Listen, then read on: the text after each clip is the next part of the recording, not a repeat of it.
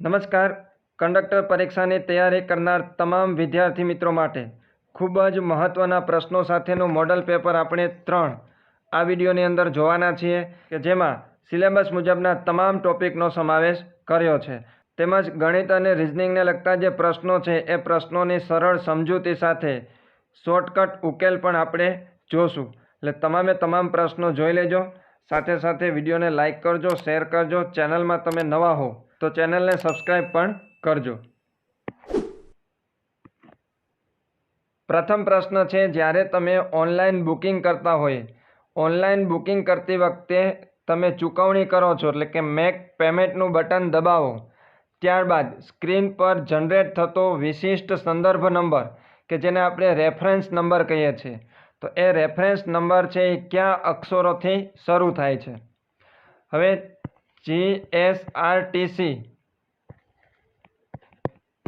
જીએસઆરટીસીની website ઉપર અથવા તો એમની એપ્લિકેશન ઉપર જઈ અને જ્યારે તમે બુકિંગ કરો છો અને મેક પેમેન્ટ બટન દબાવી અને તમે ચૂકવણી કરો છો ત્યારે તમને એક રેફરન્સ નંબર મળશે અને એ રેફરન્સ નંબરની શરૂઆત છે એ જીએસઆરટીસીના જે પ્રથમ 2 અક્ષર છે ત્યાંથી શરૂ થશે.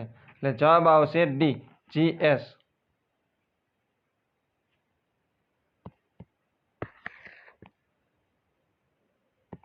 ભારતનું દક્ષિણતમ બિંદુ કયું છે?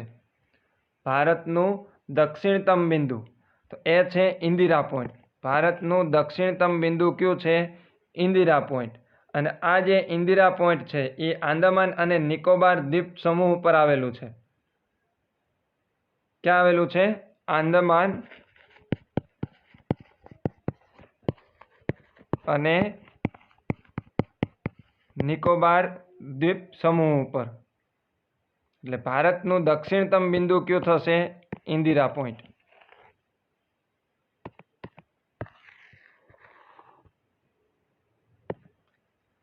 આપાતકાલીન સેવાઓ માટે યુનિવર્સલ હેલ્પલાઇન નંબર કયો છે? દર્શક મિત્રો, ભારતની અંદર પોલીસ, ફાયર અને એમ્બ્યુલન્સ જેવી જે તમામ આપાતકાલીન સેવાઓ છે એના માટેનો એક યુનિવર્સલ હેલ્પલાઇન નંબર છે અને એ યુનિવર્સલ હેલ્પલાઇન નંબર છે 112. યુનિવર્સલ હેલ્પલાઇન નંબર છે 112, જે પોલીસ, ફાયર અને એમ્બ્યુલન્સ જેવી આપાતકાલીન સ્થિતિમાં છે એ ઉપયોગમાં આવે છે. ત્યાર પછી ઈ રિક્ષા કેટલા વોટ્સથી વધુ પાવર ન ધરાવતી હોવી જોઈએ? ઇલેક્ટ્રિક રિક્ષા આવે છે એ કેટલા વોટ્સથી વધુ પાવર ધરાવતી ન હોવી જોઈએ? જવાબ છે 4000 વોટ્સ. 4000 વોટ્સથી વધારેનો પાવર છે ધરાવતી હોવી ન જોઈએ.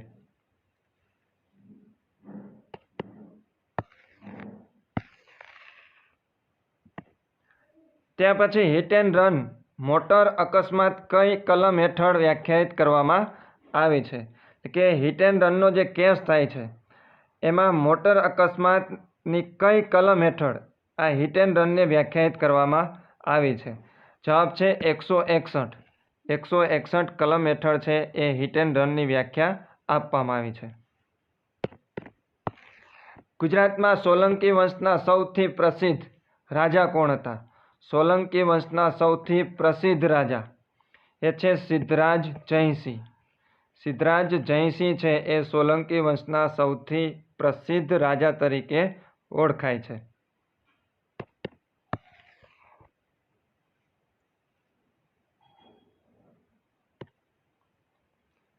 સામાન્ય સંજોગોમાં નવું અથવા રિન્યૂ કરાયેલું કંડક્ટર લાયસન્સ કેટલા વર્ષ સુધી અથવા તો કઈ ઉંમર સુધી માન્ય રહે છે? સામાન્ય સંજોગોમાં નવું અથવા તો રિન્યૂ કરાયેલું કંડક્ટર લાયસન્સ કેટલા વર્ષ સુધી અથવા તો કઈ ઉંમર સુધી છે એ માન્ય રહે છે? તો જવાબ છે 20 વર્ષ. નવું કરેલું હોય અથવા તો રિન્યૂ કરાવેલું હોય તો એ 20 વર્ષ સુધી અથવા તો 50 વર્ષની ઉંમર સુધી.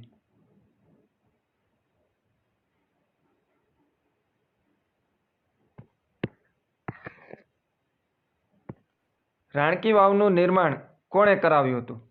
રાણકી વાવનું નિર્માણ કરાવનાર છે રાણી ઉદયમતી, કે એમના પતિ ભીમદેવ પહેલાની યાદમાં એમણે બનાવેલ છે અને આ જે રાણકી વાવ છે એમને યુનેસ્કો વર્લ્ડ હેરિટેજ સાઇટની અંદર એમને પણ સ્થાન મળેલું છે. તો રાણકી વાવનું નિર્માણ કરાવનાર છે ઉદયમતી. એક કૂટ ભાષામાં સેન્ટ્રલને એટલે કે CENTRAL ને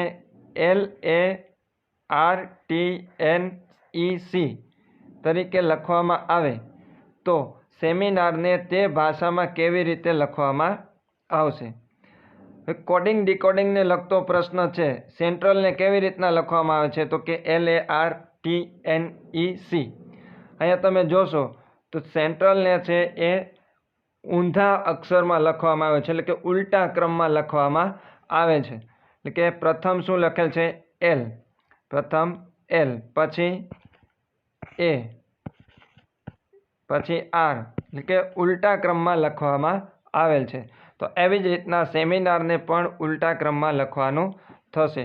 તો એનો જવાબ શું બનશે? તો કે RANIME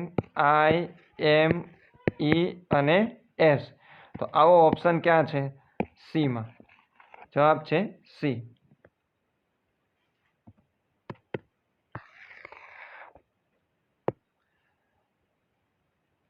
ત્યાર પછી X Y કરતાં બળવાન છે. X Y કરતાં બળવાન છે. Y Z કરતાં બળવાન છે. P Q કરતાં બળવાન છે પરંતુ Y કરતાં કમજોર છે. Q Z કરતાં બળવાન છે. તો આ બધામાં સૌથી કમજોર કોણ છે? એકદમ સિમ્પલ પદ્ધતિથી આપણે આને જવાબ લાવીએ. કેવી રીતના? તો કે X છે એ Y કરતાં કેવો છે? બળવાન છે. તો X છે એ Y કરતાં બળવાન છે એટલે X ગ્રેટર ધેન Y લખીએ. X Y કરતાં બળવાન છે. અને Y છે એ Z કરતાં બળવાન છે. Y છે એ Z કરતાં બળવાન છે. તો આ પહેલું વાક્ય છે, અહીંયા પૂરું થાય છે. હવે બીજું વાક્ય, P Q કરતાં બળવાન છે. P છે એ Q કરતાં બળવાન, પરંતુ Y કરતાં કેવું છે? કમજોર છે. P છે એ Y કરતાં કેવો છે? કમજોર છે. એટલે Y કરતાં એ કમજોર છે. ત્યાર પછી Q Z કરતાં બળવાન છે. Q છે એ Z કરતાં કેવો છે? બળવાન છે. Z કરતાં બળવાન. તો હવે આને ક્રમમાં આપણે લખીએ તો સૌ પ્રથમ શું આવશે? X, પછી આવશે Y. હવે Z છે એ Q કરતાં નાનો છે અને Q છે એ P કરતાં નાનો છે અને P છે એ Y કરતાં નાનો છે. એટલે Y પછી શું આવશે? P, પછી આવશે Q અને પછી આવશે Z. સૌથી મોટો થશે X અને સૌથી નાનો થશે Z. તો આપણે શું કીધું છે કે આ બધામાં સૌથી કમજોર, એટલે સૌથી કમજોર કોણ થયું? Z. જવાબ છે B.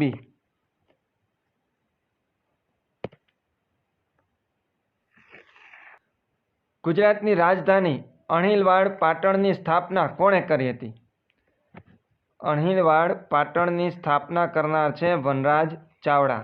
ચાવડા વંશના રાજા વનરાજ ચાવડા કે જેમણે અણહિલવાડ પાટણની સ્થાપના કરી હતી.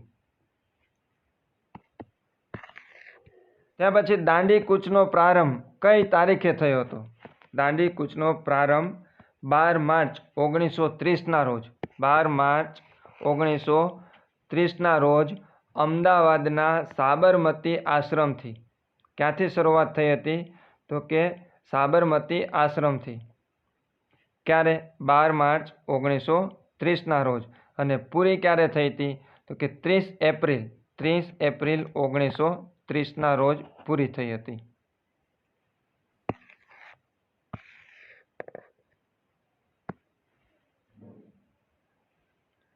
વિશ્વનો સૌથી મોટો મહાસાગર કયો છે? વિશ્વનો સૌથી મોટો મહાસાગર એ છે પ્રશાંત મહાસાગર. પ્રશાંત મહાસાગર, જેને આપણે પેસિફિક મહાસાગર તરીકે પણ ઓળખીએ છીએ.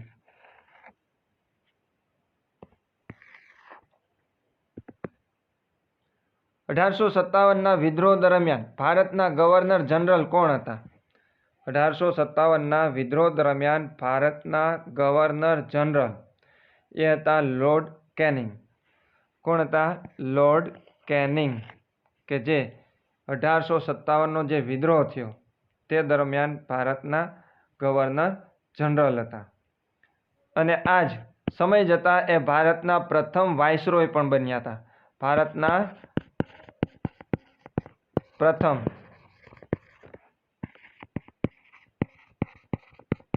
વાઇસરોય, ભારતના પ્રથમ વાઇસરોય પણ કોણ હતા? Lord canning.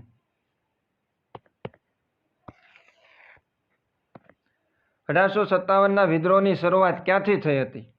1857ના વિદ્રોહની શરૂઆત થઈ હતી મેરઠથી. ત્યાર પછી જીએસઆરટીસી ટોલ ફ્રી નંબર 1800-233-666-666. જીએસઆરટીસીનો ટોલ ફ્રી નંબર છે 1800-233-666-666. આના ઉપર ફોન કરીને બુકિંગ થયેલ ટિકિટ કેન્સલ કરવા માટે કયો નંબર દબાવવો પડશે?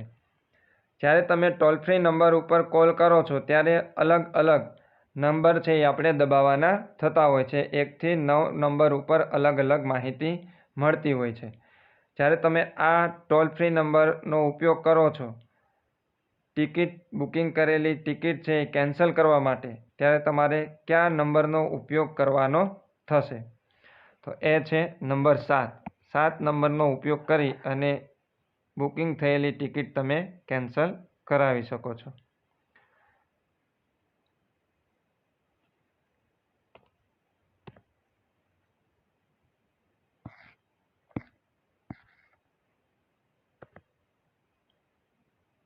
ગુજરાતી વ્યાકરણને લગતો પ્રશ્ન છે. રડવું ક્રિયાપદનું પ્રેરક રૂપ શું થશે? રડવું ક્રિયાપદનું પ્રેરક રૂપ, તો એમનું પ્રેરક રૂપ થશે રડાવવું. વ્યાકરણની દ્રષ્ટિએ રડવું એ મૂળ ક્રિયાપદ છે. રડવું એ શું છે? તો કે મૂળ ક્રિયાપદ. પણ જ્યારે કોઈ અન્ય વ્યક્તિ દ્વારા ક્રિયા કરાવવામાં આવે એટલે કે રડાવવામાં આવે તો એને શું કહેવામાં આવે છે? રડાવવું. એટલે એમનું પ્રેરક રૂપ થશે રડાવવું. ભારતની કઈ નદી કર્કવૃતને 2 વાર ઓળંગે છે, એટલે કે કર્કવૃતને 2 વાર પસાર કરે છે? ભારતની કઈ નદી? એ છે મહી નદી. મહી નદી છે એ કર્કવૃતને 2 વાર ઓળંગે છે. એકવાર મધ્યપ્રદેશમાંથી રાજસ્થાનમાં જાય ત્યારે અને રાજસ્થાનમાંથી ગુજરાતમાં આવે ત્યારે બીજી વખત ઓળંગે છે.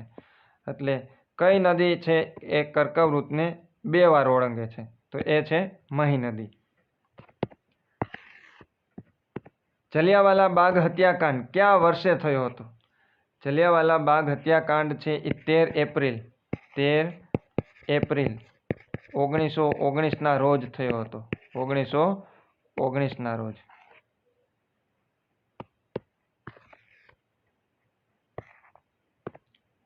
ચોરી ચોરા ઘટના પછી મહાત્મા ગાંધીએ કયું આંદોલન પાછું ખેંચ્યું હતું? ચોરી ચોરાની જે ઘટના થઈ એ ઘટનાથી ખૂબ જ દુઃખી થઈ અને ગાંધીજીએ અસહકાર આંદોલન છે એમણે પાછું ખેંચ્યું હતું. જવાબ છે બી, અસહકાર આંદોલન.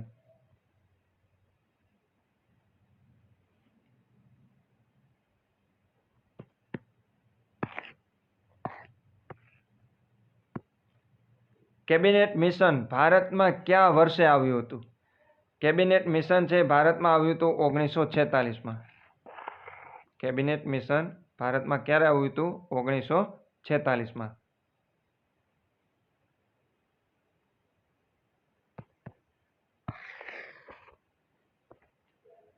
ત્યારબાદ 480ના 25% કેટલા થશે? 480ની ટકાવારી કાઢવાની છે. કેટલા? તો કે 25%. 480 ગુણ્યા 25 ટકાવારી કાઢવાની છે એટલે આપણે છેદમાં મૂકશું 100. એક 0 ઉડી જશે. 48 ગુણ્યા 25, 48 ગુણ્યા 25 એટલે 48 ગુણ્યા 25 કરશું એટલે આવશે 1200 ભાગ્યા 10. 1200 ભાગ્યા 10 કરીએ એટલે 120. ગુણાકાર ભાગાકાર જ કરવાનું છે. 480 25% કેટલા થશે? 120. બીજી રીતે જો આપણે જોવું હોય તો 25% એટલે 100 નો કેટલામો ભાગ થયો? 100 નો ચોથો ભાગ થયો. 100 નો ચોથો ભાગ. 25% એટલે 100 નો કેટલો ભાગ થયો? ચોથો ભાગ. એટલે 480 પણ આપણે કેટલા ભાગ પાડવાના? 4 ભાગ પાડવાના. 480 4 ભાગ. પેલા આપણે 400 કરીએ અને 80 ને અલગ રાખીએ. 400 ને અલગ, 80 ને અલગ. 400 4 ભાગ પાડીએ તો કેટલા થશે? 100. 80 4 ભાગ પાડીએ કેટલા થશે? 20. 100 અને 20 આ બેનો સરવાળો કરીએ તો થઈ જશે 120. આવી રીતના પણ આપણે લાવી શકીએ.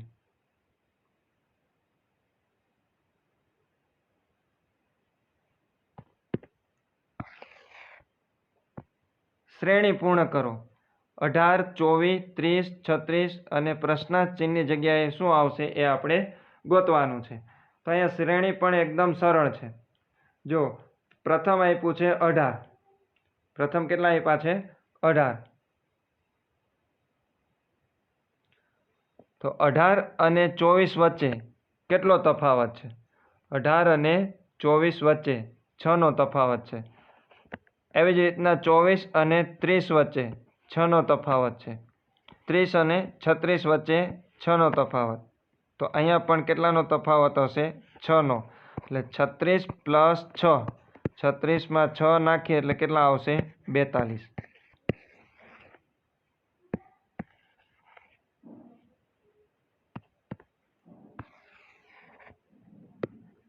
એક બસ 60 કિમી પ્રતિ કલાકની ઝડપે 3 કલાક ચાલે છે તો કુલ કેટલું અંતર કાપશે?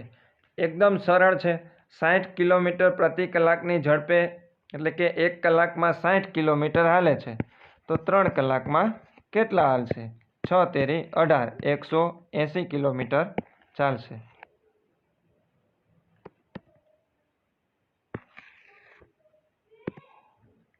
જીએસઆરટીસીમાં ઓટોમેટિક પબ્લિક એનાઉન્સમેન્ટ સિસ્ટમનો પ્રારંભ ક્યારે થયો?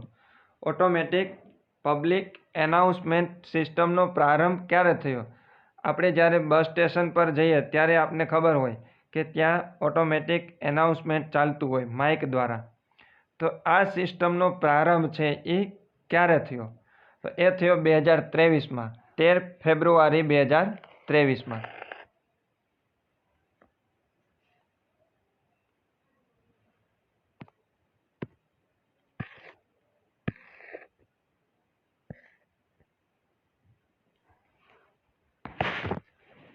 એસટી બસ બ્રેકડાઉન થઈ એટલે શું?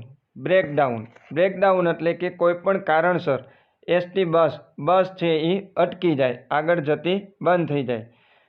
એને કહેશું આપણે બ્રેકડાઉન. તેમાં ઓપ્શન આપેલું છે ફ્યુલ શોર્ટેજ, યાંત્રિક ખામી અને ટાયર પંચર. આ ત્રણેય કારણોસર એસટી બસ છે એ ઊભી રહી જતી હોય છે, આગળ જઈ શકતી નથી. તો એને કહેવામાં આવે છે બ્રેકડાઉન. એટલે જવાબ આવશે ઉપરના તમામ.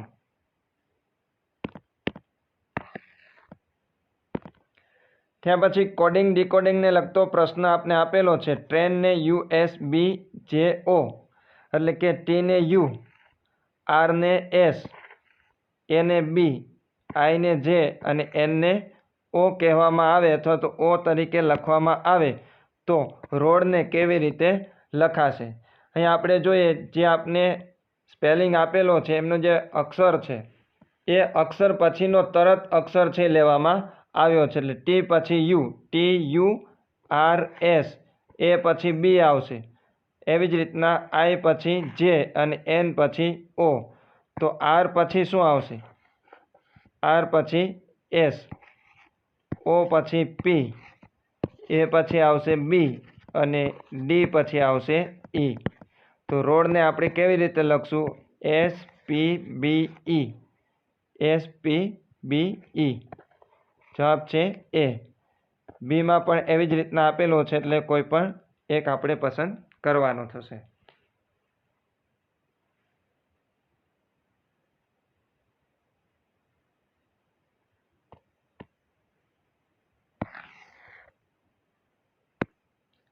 પંદર માણસો એક કામ 20 દિવસમાં કરે છે. 15 માણસો એક કામ 20 દિવસમાં કરે છે તો 10 માણસો એ જ કામ કેટલા દિવસમાં કરશે? હવે 15 માણસો 20 દિવસ સુધી કામ કરે તો કુલ કેટલા કામ થશે? 300 કામ થશે। એક સિમ્પલ યાદ રાખજો, 15 માણસો એક કામ 20 દિવસમાં કરે છે, પણ આપણે શું કરશું કે 15 માણસો 20 દિવસ સુધી કામ કરે છે તો કુલ કેટલા કામ થયા? 300 કામ થયા। એવી રીતના આપણે ધારી લઈએ। 15 માણસો 20 દિવસ કામ કરશે તો કુલ 300 કામ થયા। હવે આ જ કામ 10 માણસો પાસે કરાવવું હોય તો શું કરવું પડે? 300 ભાગ્યા 10। તો 10 માણસો છે એ કેટલા દિવસ કામ કરશે? 30 દિવસ સુધી કામ કરશે ત્યારે આ કામ થશે। જવાબ છે બી। ત્યાર પછી શ્રેણી પૂર્ણ કરો। 2, 6, 12, 20 અને 30 ત્યાર પછીની સંખ્યા આપણે શોધવાની છે। તો સૌ પ્રથમ આપણે તફાવત જોઈએ। 2 અને 6 વચ્ચેનો તફાવત 4, 6 અને 12 વચ્ચેનો તફાવત 6 અને 12 અને 20 વચ્ચેનો તફાવત છે 8 અને 20 અને 30 વચ્ચેનો તફાવત 10। તફાવત કેવી રીતના છે તો કે 2, 6, 8, 10 એટલે કે બબે પ્લસ થાય છે। દરેકમાં 2 પ્લસ થાય છે તો અહીંયા પણ +2 થશે। 2, 6, 8, 10 અને 12 તો 30માં આપણે કેટલા ઉમેરવાના થશે? 12 ઉમેરવાના થશે એટલે આવશે કેટલા? 42।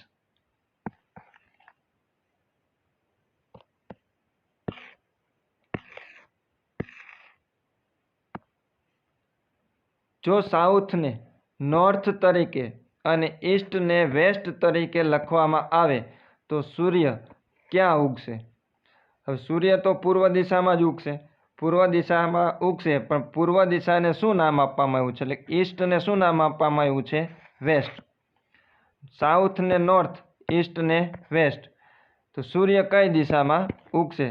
તો ઈસ્ટને શું નામ આપવામાં આવ્યું છે? વેસ્ટ। એટલે જવાબ આપણે પસંદ કરવાનો થશે વેસ્ટ।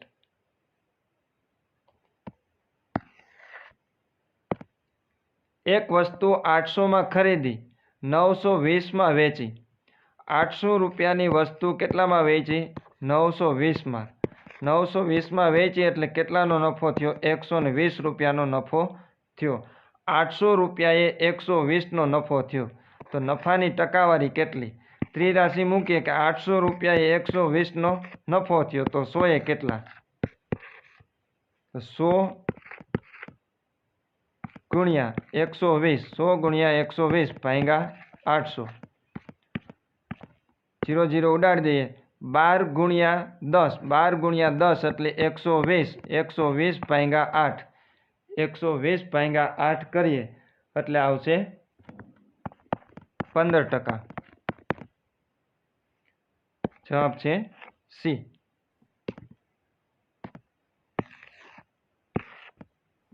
આગળનો પ્રશ્ન છે એ બીનો ભાઈ છે। હવે અહીંયા લોહીને સંબંધને લગતો પ્રશ્ન છે, ખાસ સમજો। એ છે એ બીનો ભાઈ છે, આપણે સીધું સોલ્યુશન જ કરતા જઈએ। એ બીનો શું છે? ભાઈ છે। ભાઈ છે એટલે પુરુષ થયો, પુરુષ હોય ત્યાં આપણે પ્લસ કરશું અને સ્ત્રી હોય ત્યાં માઇનસ કરશું। અહીંયા એ છે એ બીનો શું છે? ભાઈ છે। બી શું છે? સ્ત્રી છે કે પુરુષ છે એ કાંઈ કીધું નથી, પરંતુ એ છે એ બીનો શું છે? ભાઈ, એટલે એ પુરુષ થશે, ત્યાં આપણે શું કર્યું? પ્લસ। પછી બી સીની બહેન છે, બી છે એ સીની શું છે? બહેન છે, એટલે સી થઈ જશે સ્ત્રી। એ બીનો ભાઈ છે, બી સીની બહેન છે, બી છે એ સીની બહેન છે। સી ડીનો પિતા છે, સી છે એ ડીનો શું છે? પિતા છે, એટલે સી છે એ પુરુષ થશે। આ ત્રણેય છે એ શું છે? ભાઈ બહેન છે। એ બી અને સી ત્રણેય ભાઈ બહેન છે। સીનો પુત્ર કોણ છે? ડી। હવે એ ને ડી સાથે શું સંબંધ હશે? એ ને ડી સાથે શું સંબંધ હશે? હવે ડી છે એ કોણ છે? તો કે સીનો પુત્ર। સી છે કોણ છે? તો કે એનો ભાઈ। આ ભાઈનો પુત્ર કોણ? તો કે ડી, એટલે શું સંબંધ થશે? કાકા ભત્રીજાનો સંબંધ થશે, એટલે એ ને ડી સાથે શું સંબંધ હશે? કાકા।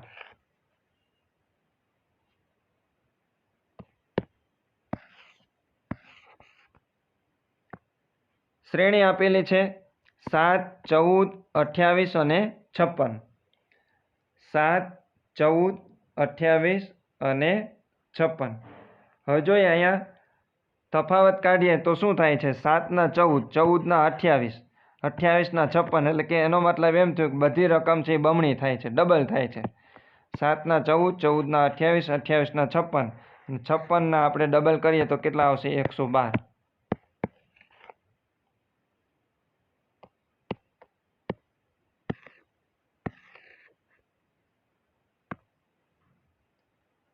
ધોળાવીરા હાલ કયા જિલ્લામાં આવેલું છે?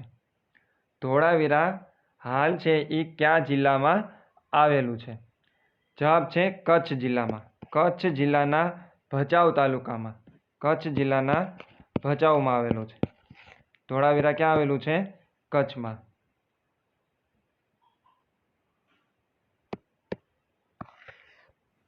નીચેનામાંથી કઈ જોડણી સાચી છે? આ જોડણી વારંવાર પરીક્ષાની અંદર પૂછાય છે. આશીર્વાદની જોડણી છે વારંવાર પરીક્ષાની અંદર પૂછાય છે. ખાસ યાદ રાખજો, આશીર્વાદમાં જે સી છે એ દીર્ઘાય આવશે. આશીર્વાદ આવી રીતના લખાશે, વની ઉપર રેપ આવશે. એટલે આશીર્વાદની સાચી જોડણી થશે સી, આશીર્વાદ.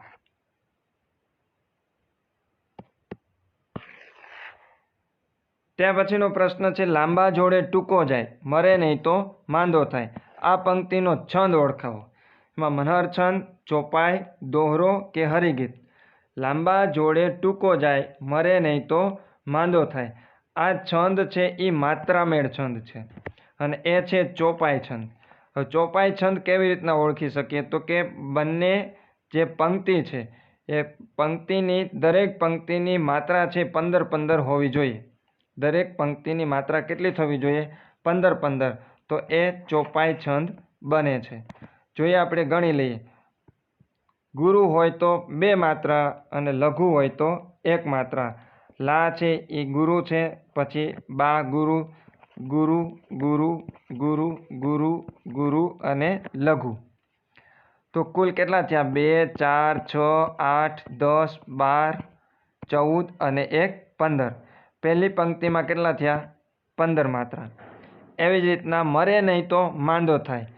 આ લઘુ છે 1 માત્રા, ગુરુ છે 2, લઘુ, ગુરુ, ગુરુ, ગુરુ, ગુરુ, ગુરુ અને લઘુ.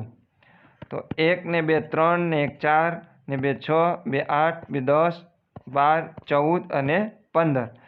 તો બીજી પંક્તિમાં પણ કેટલી માત્રા થઈ? 15. આ માત્રામેળ છંદ છે અને દરેક પંક્તિમાં 15-15 માત્રા થાય છે, તો એ થશે ચોપાઈ છંદ.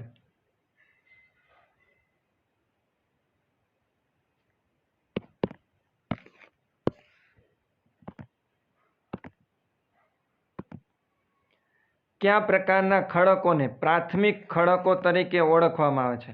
પ્રાથમિક ખડકો એટલે કે શરૂઆતમાં જે બનતા ખડકો છે તે પૃથ્વીના પેટાળમાંથી જે નીકળતો લાવારસ છે એ લાવારસ ઠરવાથી સૌ પ્રથમ જે ખડક બને છે એને કહેવામાં આવે છે પ્રાથમિક ખડક. અને એ ખડક છે અગ્નિકૃત ખડક. અગ્નિકૃત ખડક છે એ પ્રાથમિક ખડક છે. અને આ પ્રાથમિક ખડકમાંથી સમયાંતરે ખવાણ થઈ અને અલગ અલગ પ્રકારના અન્ય ખડકો છે એ બનતા હોય છે. જેમાંનું પ્રસ્તર ખડક, રૂપાંતરિત ખડક, આવા અલગ અલગ ખડકો બનતા હોય છે. પરંતુ પ્રાથમિક ખડક કયો છે? અગ્નિકૃત ખડક.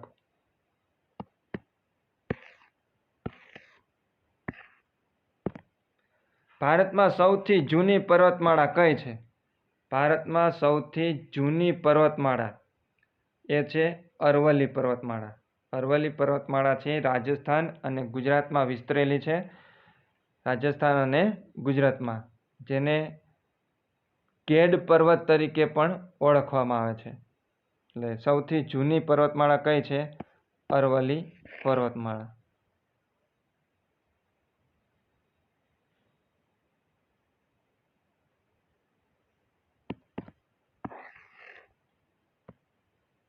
મોઢેરાનું સૂર્ય મંદિર કોના શાસન દરમિયાન બનાવવામાં આવ્યું હતું? મોઢેરાનું સૂર્ય મંદિર છે એ ભીમદેવ સોલંકીના સમયમાં એટલે કે ભીમદેવ પ્રથમના સમયમાં આ સૂર્ય મંદિર છે બનાવવામાં આવ્યું હતું? એટલે જવાબ છે ભીમદેવ પ્રથમ.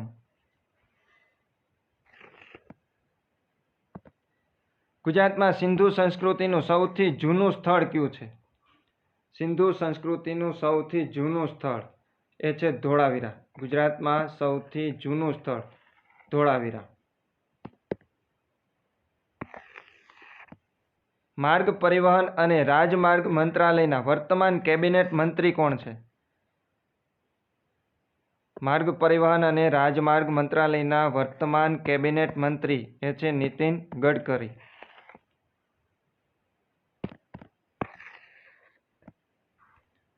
કઈ પર્વતમાળા ભારતને ઉત્તર અને દક્ષિણ ભારત એમ બે ભાગમાં ભૌગોલિક રીતે વિભાજિત કરે છે?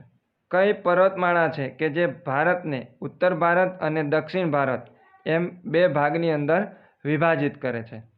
તો એ છે વિંધ્યાચળ પર્વતમાળા. વિંધ્યાચળ પર્વતમાળા છે એ ભારતને ઉત્તર ભારત અને દક્ષિણ ભારત એમ બે ભાગની અંદર વિભાજિત કરે છે.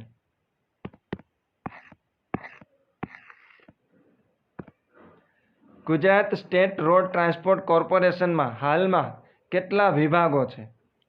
ગુજરાત સ્ટેટ રોડ ટ્રાન્સપોર્ટ કોર્પોરેશનની અંદર હાલ કુલ 16 વિભાગો છે. કેટલા વિભાગો છે? 16 વિભાગો છે. ત્યાર પછી જીએસઆરટીસીમાં હાલમાં કુલ કેટલા ડેપો કાર્યરત છે?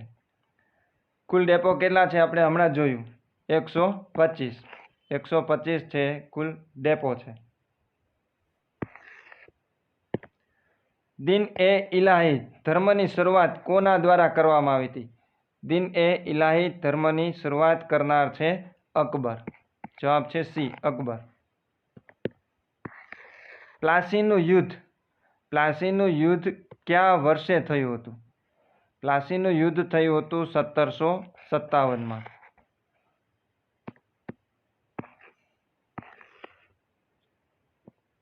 સ્વરાજ મારો જન્મસિદ્ધ અધિકાર છે. આ પ્રસિદ્ધ સૂત્ર કોનું છે? કે સ્વરાજ મારો જન્મસિદ્ધ અધિકાર છે. આ સૂત્ર આપનાર, આ વાક્ય આપનાર કોણ છે? એ છે બાળ ગંગાધર તિલક. બાળ ગંગાધર તિલક.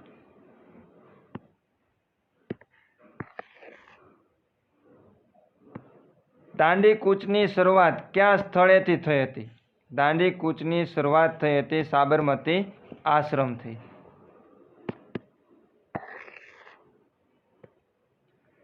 સિંધુ સંસ્કૃતિમાં અગ્નિકુંડના અવશેષ કયા સ્થળેથી મળ્યા છે? સિંધુ સંસ્કૃતિમાં અગ્નિકુંડના જે અવશેષો છે એ કયા સ્થળેથી મળ્યા છે? જવાબ છે કાલીબંગન.